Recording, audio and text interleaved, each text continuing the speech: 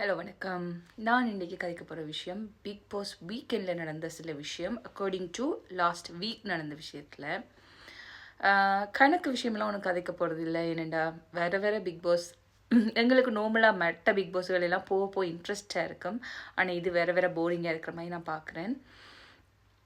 So anyway இந்த வீக்கெண்டில் நடந்தது வந்து ஃபுல்லாக கோட் டாஸ்க்கை பற்றி. இதுக்கு முதல் போன கோட் டாஸ்க் எல்லாம் வந்து பிக் பாஸில் இவ்வளவு சூப்பராக இருந்தது. இதுக்கு முதல் நடந்ததெல்லாம் வந்து பாயிண்ட்ஸ் கொடுப்பாங்க, 2 டீமாக பிரிச்சுட்டு இந்த டீமுக்கு ஒரு மார்க்ஸ் இந்த டீமுக்கு ஒரு மார்க்ஸ் எல்லாம் கொடுப்பாங்க. ஆனால் இது வந்து அப்படியே கடத்தின மாதிரி இருந்துச்சு. எனக்கு பிடிக்கல. இந்த வீக் நடந்த அந்த டாஸ்கே வந்து பிடிக்கல.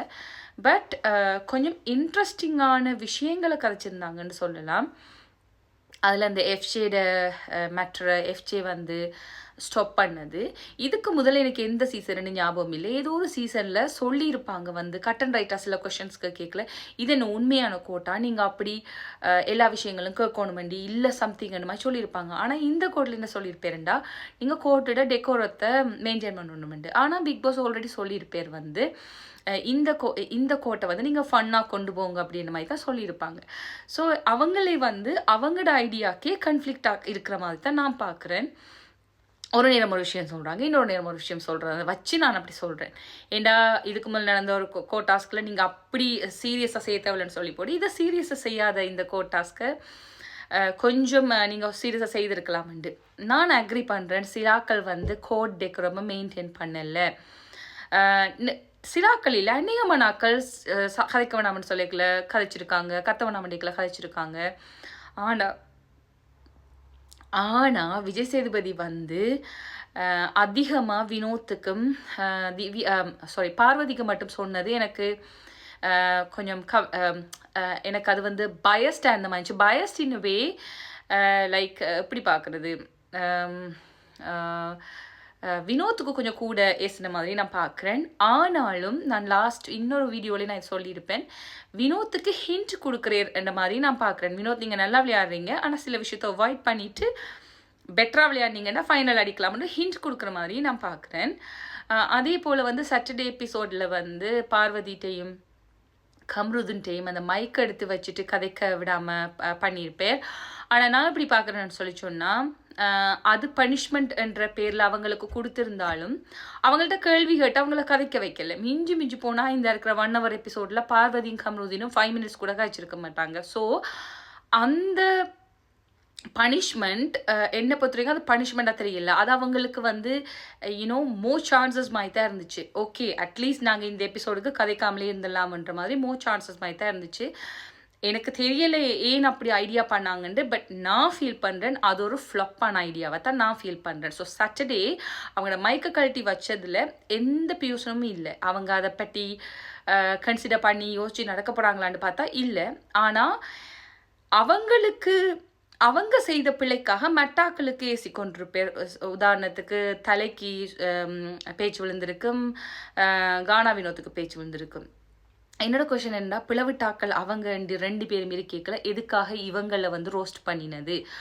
அது பார்வதி எங்கேயோ இடத்துல இந்த இருக்கிற என்ன சொல்கிறது, இந்த இருக்கிற டீம் வந்து விஜய் டிவி காப்பாற்றுறாங்கிற மாதிரி தான் இருக்குது. என்னென்னு சொல்லி சொன்னால், பார்வதி வந்து நான் நிறைய வீடியோஸில் சொன்னேன்னா, பார்வதி எந்த ஆக்கப்பூர்வமான விஷயமும் செய்யலை. மெட்டாக்கில் ட்ராக் பண்ணி கீழே இழுக்கிறது, மெட்டாக்கில் கேவலமாக கதைக்கிறது, ஷவுட் பண்ணி கதைக்கிறேன்ட்டு எல்லா பேடான விஷயமும் செய்துட்டா. ஸோ ஆனால் அவவால் தான் வந்து ஷோ ரன் பண்ணுதுன்ற ஒரு மைண்ட் செட் அவங்களுக்கு இருக்குது. ஸோ பார்வதியை வெளியில் அனுப்பிடலான்ற ஒரு காரணத்துக்காக ஐ கெஸ் அவங்க பார்வதியை காப்பாற்றுறாங்கண்டு. அதே போல் பார்வதிலையும் கம்ருதிலையும் தான் ஹோல் வீக் ப்ராப்ளம் இருந்தது. அவங்களது மயக்கம் கதைக்காம விட்ட பிரச்சனைகளை, ஐ மீன் ரகசியமாக கதைச்சதால் இவங்களுக்கு பால் முட்டை எல்லாம் எடுத்து வச்சது ஹோல் வீக் பிரச்சனையும் பார்வதி கம்ருதினும். ஆனால் இந்த வீக்கெண்ட் எபிசோடில் அவங்களுக்கு என்ன பத்திரிக்கை அவங்களுக்கு கொடுத்தது வந்து 0.01% நான் சொல்லுவேன்.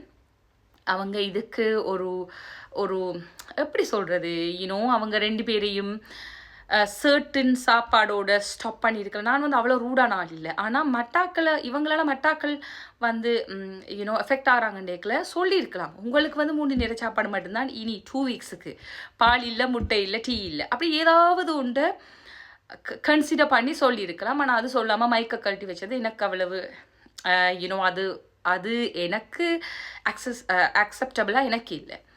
தென் சண்டே எபிசோட்லேயும் வந்து அந்த கோட் டயக்ராமம் பற்றி கதைச்சு எஃப்ஜேக்கு பேசின விஷயங்கள் என்னை பொறுத்த வரைக்கும் எஃப்ஜே செய்தது சரின்னா நான் சொல்லுவேன். ஏனெண்டா ஆதிரை வந்து அவ வந்து அவளோட பாயிண்ட்ஸை அவள் வந்து கதைக்கணும்னு சொல்லி சொன்னால் நிறைய இடத்த கதைச்சிருக்கிறா. அவள் கதைச்சும் இருந்திருக்கலாம். ஏன்னா நான் வந்து இவரை வினோத்தை வந்து முகத்திரையை கிளிப்பனெல்லாம் சொன்னவக்கு இதெல்லாம் கதைக்கலாமே இல்லை. ஆனால் ஒருத்தர் வந்து நான் ஒரு ஜெயிலில் ஒரு தண்டனைக்கு போய் நிற்கிறேன், இதை நான் அக்செப்ட் பண்ணுறேன்ன்ற பிறகு அதுக்கு மேலே என்ன கேள்வி கேட்குறது, அதுக்கு மேலே என்ன கேள்வி கேட்குறேன். ஸோ எனக்கு ஏன் விஜய் சேதுபதி சார் அவன் எஃப்ஜே அக்செப்ட் பண்ணின பிறகு நீங்கள் அதை ஸ்டாப் பண்ணிட்டீங்கன்னு சொன்னேன். எனக்கு என்ன விலங்கல் என்னை பொறுத்த வரைக்கும் கோட் டேக்கிறம்ன்றா அதுவும் கோட் டேக்கிறம் தான். ஓகே சொல்லியாச்சு ஒரு ஆள் நான் இதை அக்செப்ட் பண்ணுறேன்னு.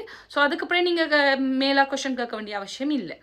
ஸோ எனக்கு விஜய் சேதுபதி சார் இந்த 2-3 வீக்காக செய்கிற வீக்கெண்ட் வந்து அவ்வளவு எனக்கு தெரியல. அவருக்கு வேறு எதுவும் ப்ரெஷர்ஸ் இருக்கோ இல்லாட்டி லைக்கினும் ஷூட்டிங்ஸ் இருக்கா எனக்கு என்ன தெரியல. ஆனால் அந்த கிளாரிஃபை பண்ணாத மாதிரி இருக்குது. கொஞ்சம் அதிகமாக போய் இன்வால்வ் ஆகி கதைக்கிற விஷயத்த அதிகமாக போய் இன்வால்வ் ஆகி கதைக்காத மாதிரி எனக்கு தெரியுது. எனக்கு வந்து லைக்கினும் ஒழுங்காக ஹாஸ்டிங் பண்ண கஷ்டமாக இருந்தால் ஃபார் எனி ரீசன் அவர் அதை சொல்லலாம். இல்லாட்டி இன்னும் ஒரு ஆளை கதைக்க சொல்லி போட்டு கதைக்காதீங்க அதெல்லாம் என்னது, பேச வேணாம் பேசுங்க, நீங்கள் பேச வர இன்னொன்று பேச வேணாம். அதெல்லாம் என்ன மாதிரியான மைண்ட் செட்டுன்னு எனக்கு தெரியலை. விஜய் சேதுபதி எனக்கு நல்லா பிடிக்கும், நிறைய பிடிக்கும். பட் ப்ளீஸ் உங்களோட பேரை இந்த பிக் பாஸ் எல்லாம் கெடுத்துக்கொள்ள வேணாம். நான் அப்போ தான் சொல்கிறேன், அவரோட பேரை வந்து இந்த பிக் பாஸ் எல்லாம் கெடுத்துக்கொள்கிற மாதிரி நான் பார்க்குறேன். எனிவே இந்த கேசஸை பற்றி கதைக்கிறதுக்கு வேறு அங்கே ஒன்றும் இல்லை. மற்ற விஷயம் வந்து அரோரா சொன்ன விஷயம், எனக்கு அரோரா வந்து எஃப்ஜியை கைகாட்டி சொன்னது கூட எல்லாருமே வந்து அந்த சொல்லுவாங்க சென்டர் ஆஃப் அட்ராக்ஷன் எடுக்கிறதுக்காகவே வந்து சேதுபதி சார் வரைக்கும் சில விஷயங்களை கதைக்கிறாங்கன்ற மாதிரி தான் எனக்கு தோணுது. அரோரா அதை முதலே சொல்லியிருக்கலாம், பின் பாயிண்ட் பண்ணி சொல்லலை. அடுத்தது எபிசோட் முடிஞ்சுது. Sandra, oh my God, Sandra எனக்கு அண்டர்ஸ்டாண்ட் பண்ண முடியுது சாண்ட்ரா இருந்த பிரச்சனை. ஆனால் அது எப்படி திவ்யாவுக்கு தெரியும்? திவ்யா அந்த இடத்துல கூப்பிட்டதுக்கு உங்களுக்கு திவ்யா வெயிட் பண்ணுங்க நான் 5 minutes வரேன்னு சொல்லியிருக்கலாம். மற்றது திவ்யா கூட எனக்கு திவ்யாவையும் சில ஆட்டிடியூட் திவ்யாவுக்கு பிடிக்காது, சாண்ட்ராடையும் ஆட்டிடியூட் பிடிக்காது. எனக்கு திவ்யாவையும் பிடிக்காது, சாண்ட்ராவையும் பிடிக்காதுன்னே வச்சுக்கொள்வேன். ஆனால் திவ்யாவும் வந்து என்னென்னா எல்லாரும் நிற்கிற டைமில் நான் இன்னொருத்தரை கூப்பிட்டு கதைக்கிறத விட இப்போ இருக்கைகளை கதைக்கலாம்னு வச்சு தான் காய்ச்சிருப்பாள்.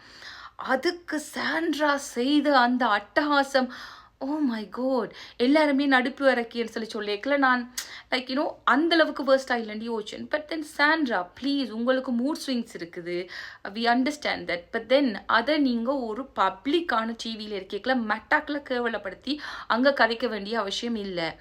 வினோத்துக்கு எல்லாம் சம்மந்தம் இல்லாமல் வினோத் வந்து என்ன நீங்கள் 2 minutes 2 காய்ச்சிட்டு போயிடும். ஹவு குட் வினோத்துக்கு நான் சொன்னேன்னா தானேன்றா. அதே நேரம் சபரி சொல்கிறேன் நீங்கள் சொன்னது எல்லாம் இங்கே எல்லாருக்குமே கேட்கலண்டு. ஸோ எதுக்காக சம்மந்தம் இல்லாமல் கத்துறா, எதுக்காக I don't know. Sandra maybe அந்த ப்ரெஷர் வந்து அவக்கு கண்ட்ரோல் பண்ணிடலாமல் இருக்கான்னு தெரியல. பட் சாண்ட்ராட இந்த நடவடிக்கைகள் எனக்கு வே டூ மச் மாதிரி இருக்குது. ஒவ்வொரு வீக்கெண்ட் டைம்லையும் அமைதியாக நல்ல பிள்ளை மாதிரி இருந்துட்டு அது முடிஞ்சோடனே அப்படியே பொங்கி எழுகிறது எனக்கு என்னன்னு தெரியல. ஸோ இதான் வீக்கெண்டில் நடந்தது. எனக்கு பெருசாக இம்ப்ரெசிவாக இருக்கல. பட் தென் ஸ்டில் நான் வந்து பிக் பாஸ் வீடியோ போடுறேன், அதனால தான் இந்த வீடியோ. ப்ளீஸ் இந்த வீடியோவுக்கு சப்போர்ட் பண்ணுங்கள், சப்ஸ்கிரைப் பண்ணுங்கள், ஷேர் பண்ணுங்கள், உங்களோட ஃப்ரெண்ட்ஸுக்கும் ஷேர் பண்ணுங்கள். எப்படி இருக்குன்னு சொல்லுங்கள். என்னோட ஸ்ரீலங்கன் தமிழ் இந்தியன் ஃப்ரெண்ட்ஸ் யாரும் பார்த்தீங்கன்னா எனக்கு எப்படி இருக்குன்னு சொல்லுங்கள். தேங்க்யூ, பாய்.